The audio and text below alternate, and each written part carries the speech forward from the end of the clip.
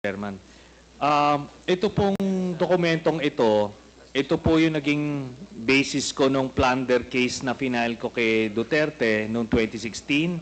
At ito po ay inimbestigahan ng Ombudsman at ang Deputy Ombudsman Arthur Carandang, and I think the Quadcom can invite him.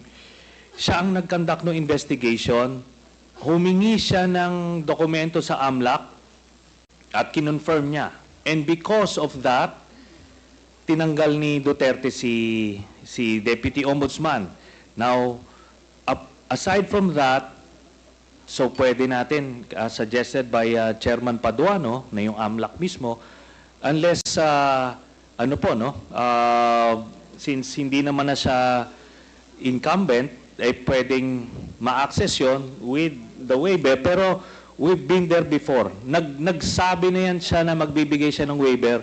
Puro bluff yan, pero hindi. Kaya nga, mas maganda kung ma-draft na po natin yan ngayon para papirmahan niya yan dito, no? Para wala ng alibay. Pero ito po, I'll be presenting later on, Mr. Chairman, a video of his actual admission of these accounts.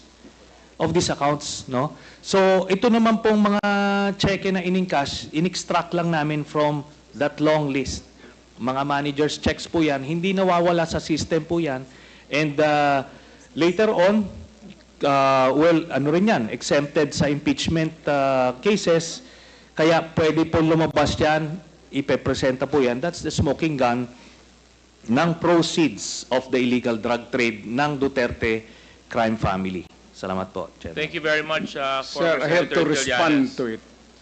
This guy President, is with all due respect, I'll have to follow the rules.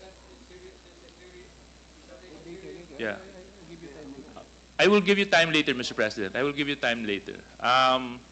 Just so that we can put to rest this issue of waivers, because it's been going back and forth. Will the former president be okay that if we draft the waiver now, that it be signed today instead of tomorrow? Will you be fine with that, Mr. President? Anong kapalit, sir? Hindi. Sampalin ko siya sa publiko. Hindi, wala naman. Ngayon na. Wala pong ganunan. Mr. Chairman. I'll give you a no. Sampalin ko sa Mr. Chairman. Session suspended. Session suspended.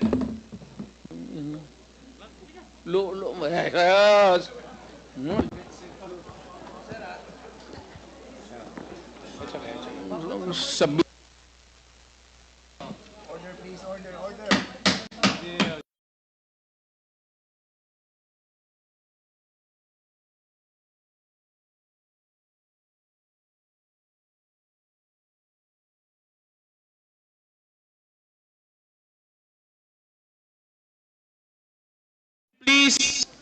Please observe proper decorum.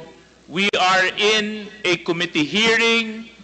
We have already stressed from the very beginning that the proper rules, decorum, will be implemented regardless of who you are. Regardless of who you are. We live by a set of rules in this committee, and those set of rules will be followed, and those set of rules will be implemented. If I may. Wait, session, it's still suspended. It's still suspended.